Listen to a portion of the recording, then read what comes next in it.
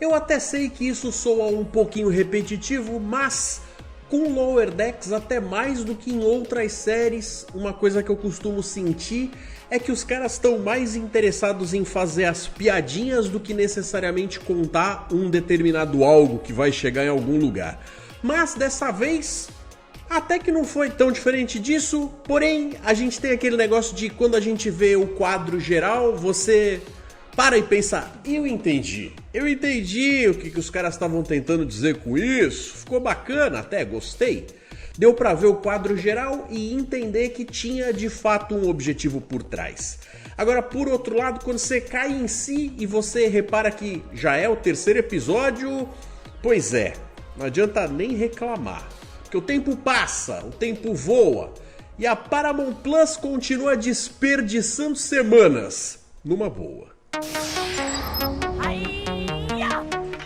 Salve telanauta, sou eu, Heitor Teixeira, de volta pra gente mais uma vez falar sobre Star Trek Lower Decks na sua quinta e última temporada, já com o terceiro episódio, o melhor hotel exótico de nanitas. Um episódio cujo tema, se você parar para analisar, é confiança e também trabalho em equipe. Ele fala muito sobre essa coisa de que quando você não consegue ver o quadro geral, isso afeta o como você acaba sendo produtivo ou não no meio da patotinha.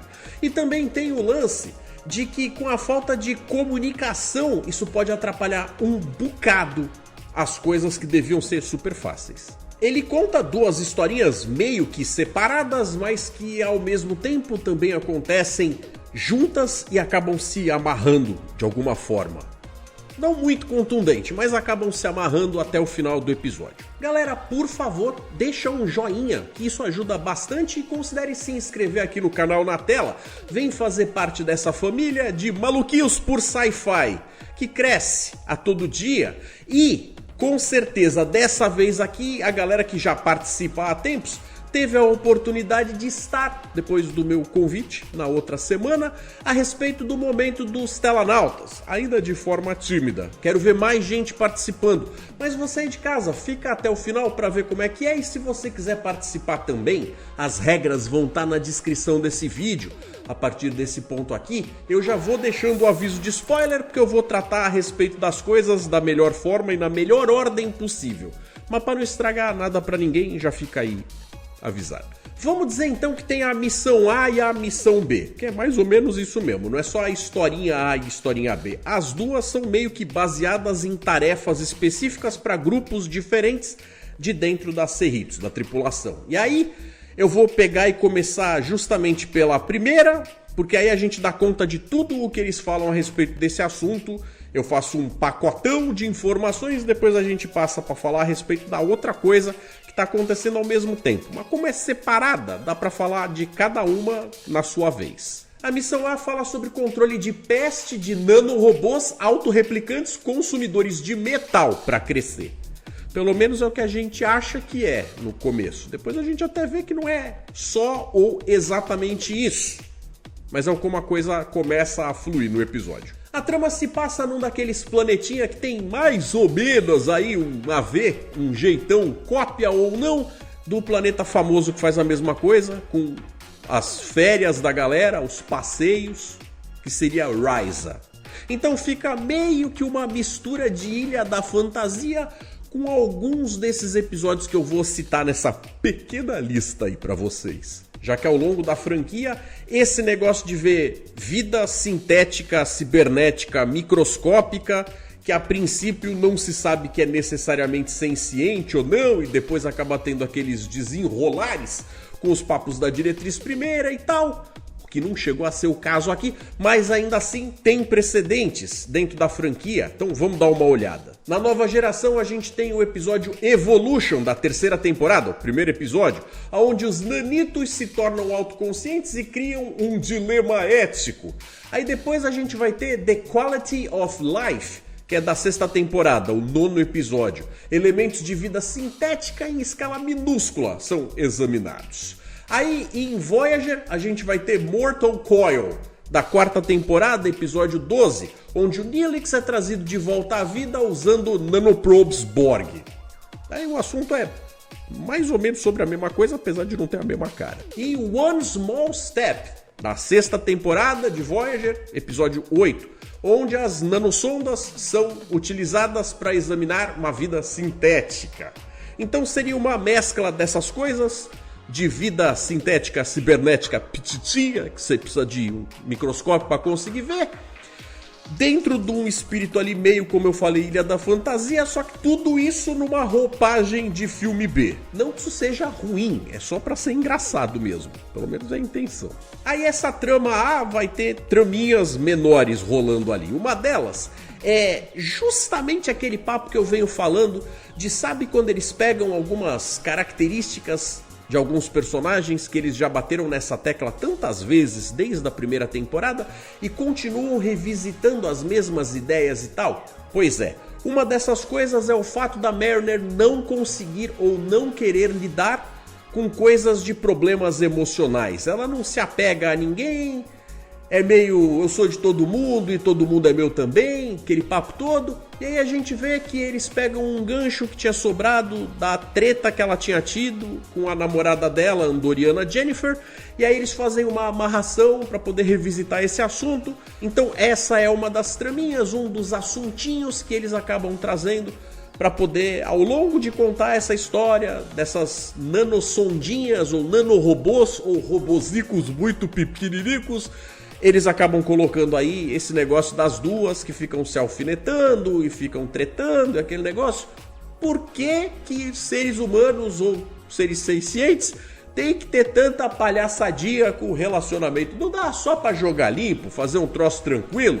Ah não, tem que ter esse draminha e tal. Muito vida real pro meu gosto. E aí, como bônus, a outra subtramica que tá enfiada aí no meio, mais uma vez enriquece um pouco mais a personagem da vulcana T'Lyn. T'Linda, coisa fofinha do meu coração. Personagem essa que eu tenho gostado bastante. Não sei se vocês já notaram. De qualquer forma, eles colocam uma coisa até bastante inesperada, com ela sendo fã de um determinado músico que também está se apresentando nesse planeta. E aí, isso daí meio que vai ser a solução do problema, depois que eles estão lá vendo aquela tal criaturinha minúscula que anda em bando e acaba fazendo uma espécie de forma metálica, meio líquida, que anda de um lado para o outro, basicamente comendo metal para crescer, e até então a gente não tinha entendido exatamente qual é, quando elas têm a missão justamente de agarrar isso, que é uma praga, uma infestação que está azucrinando ali no planeta, elas vão montar as armadilhas, aquele negócio todo. Tem o problema da comunicação, como eu estou falando, que seria o tema principal das histórias do que está sendo contado no episódio. Então fica tanto aquele negócio de um achar que disse o suficiente para o outro, ou usar meias palavras, e aquele papo todo, que a gente acaba vendo que ao tentar justamente prender esta coisa líquida de metal que está forçando a barra e ferrando a situação, é que elas vão tornando a situação cada vez pior, tipo meio que uma bola de neve. É que dessa vez é uma bola meio que de metal, ao invés de ser de neve, literalmente. E aí a gente vê que justamente a T'Lyn ser fã do músico é que vai gerar a solução pro episódio, pelo menos para essa parte da missão. Quando é justamente ao tocar o instrumento do cara que vai fazer com que eles consigam ter lá as ondas sonoras necessárias para romper com a coerência entre essas criaturinhas e forçar que ela se separe e pare de azucrinar. E tudo isso por causa da T'Lyn. Lindzinha. E a melhor parte é quando a gente vê que não só ela é fã do tal músico, como de certa forma o músico também é fã da lógica vulcana. Apesar de não conhecer ela tão especificamente, ele acaba tendo uma interação ali super agradável e fica aquela coisa tão fofinha.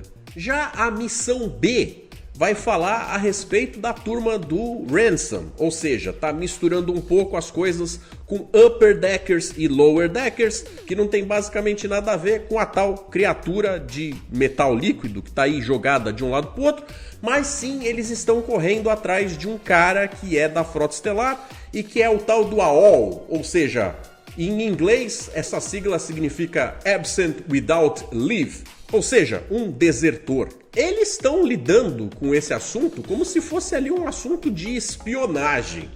Também podia ser muito mais simples se o Hanson só explicasse pro coitado do Boimler o que está acontecendo. Esse que por sua vez ouviu outras coisinhas e acabou achando que tinha toda uma situação exagerada ali, quando de fato não era, era tudo muito mais simples.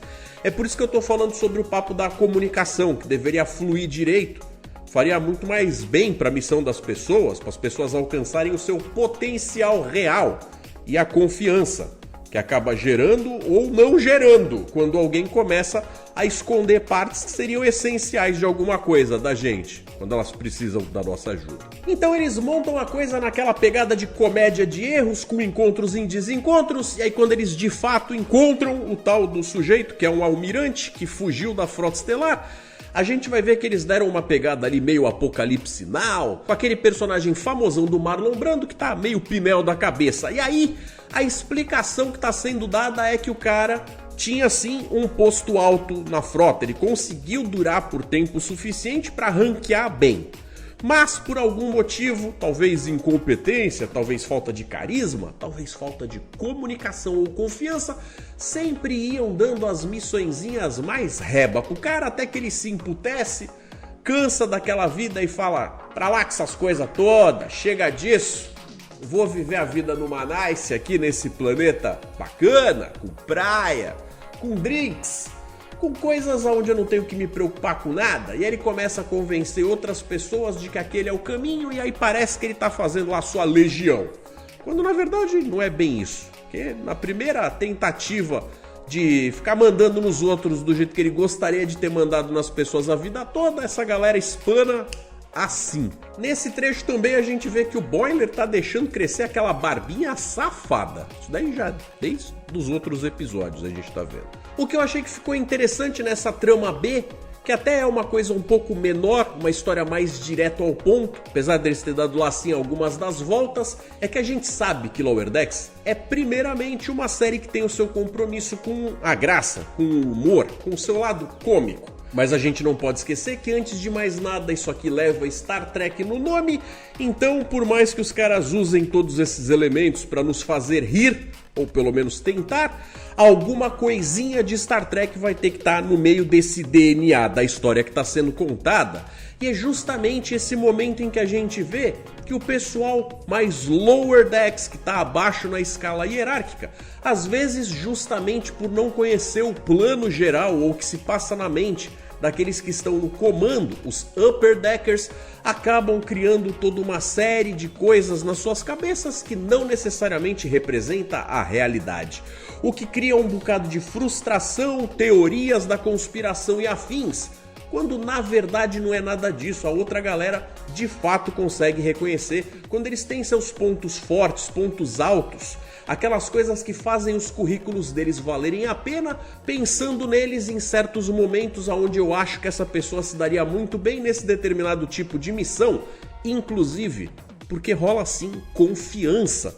Parece o contrário, parece que eles estão sendo tratados como descartáveis, mas na verdade é aquela tal história de eu só dei esse peso para você carregar porque eu sabia que você aguentava.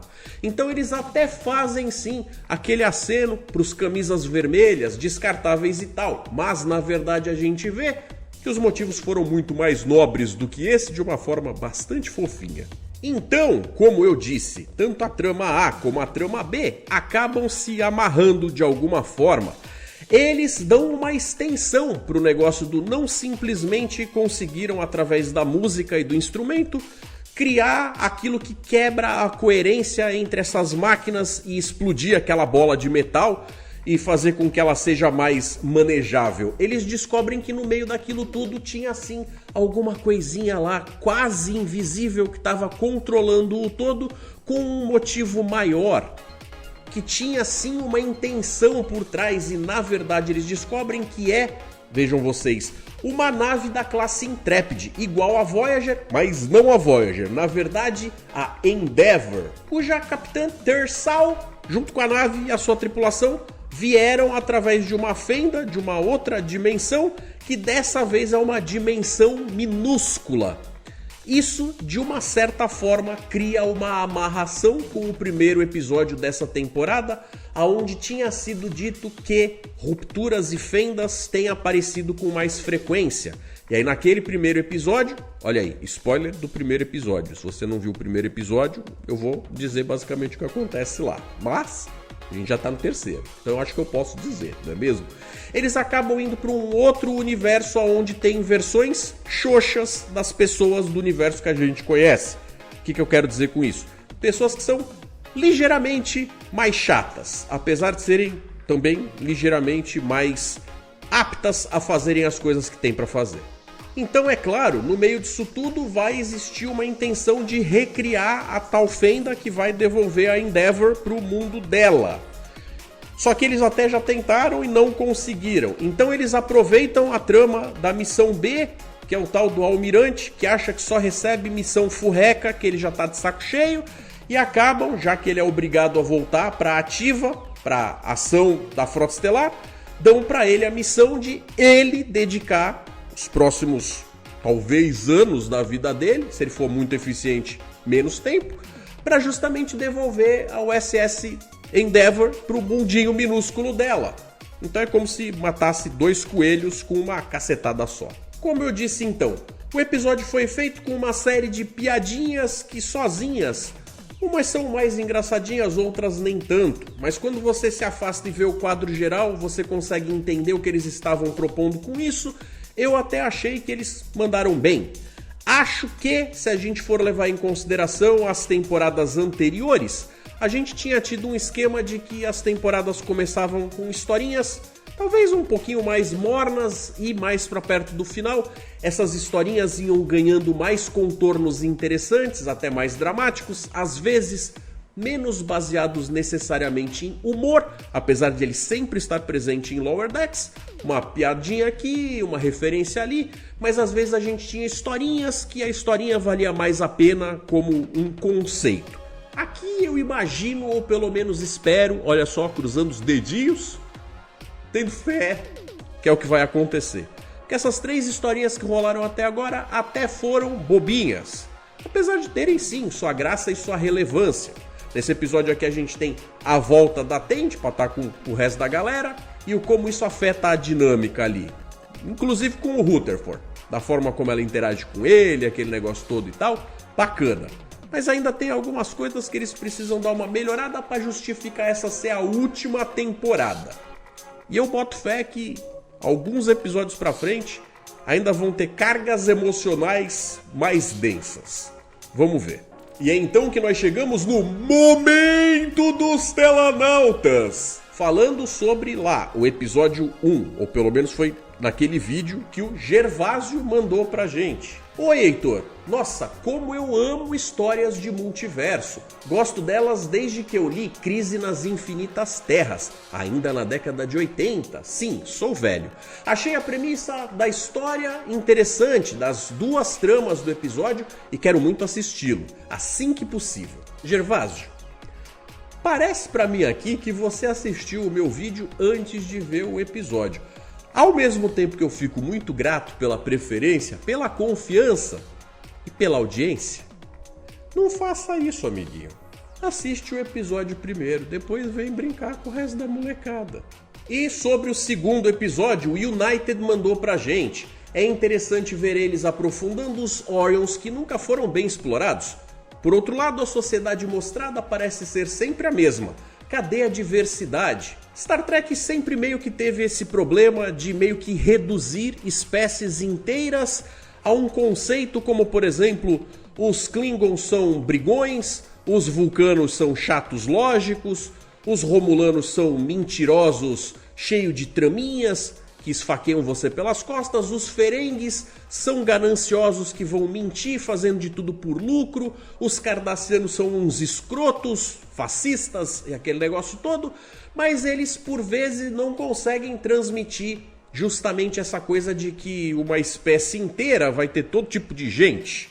Vai ter gente boa, vai ter gente má, vai ter gente gorda, vai ter gente magra, mas quando a gente assiste mais a série, a franquia, a gente vai vendo essas pinceladas sendo dadas ao longo das diferentes séries. A gente, a essa altura do campeonato, já viu que os Orions têm diversos tipos e tons de pele, do mesmo jeito que nós, humanos, temos as nossas etnias aqui, com quantidades diferentes de melanina e aquele papo todo.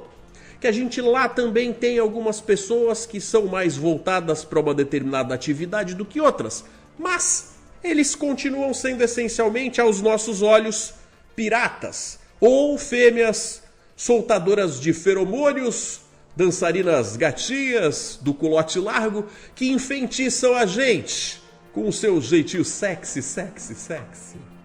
Então, pra quem assistiu Deep Space Nine e chegou a ver, inclusive, Klingon que era advogado, eu também concordo que às vezes dá essa impressão de que falta uma certa diversidade ali, inclusive de profissões e tudo mais. Mas, quando a gente vê o tal quadro geral, que é o que eu tô tocando no assunto nesse vídeo aqui, a gente percebe que tem oriano que é até cientista. Obrigado por participarem. Pessoal que está em casa assistiu, quer participar também? Não sejam tímidos, venham. Tá tudo na descrição do vídeo, como é que vocês devem fazer para participar. Tio Heitor adora interagir com vocês, porque quando eu brinco sozinho, é muito solitário. Eu vou ficando por aqui, vou deixando algumas sugestões de conteúdo para vocês continuarem com o que eu produzo aqui no canal. Até domingo, um forte abraço e até mais.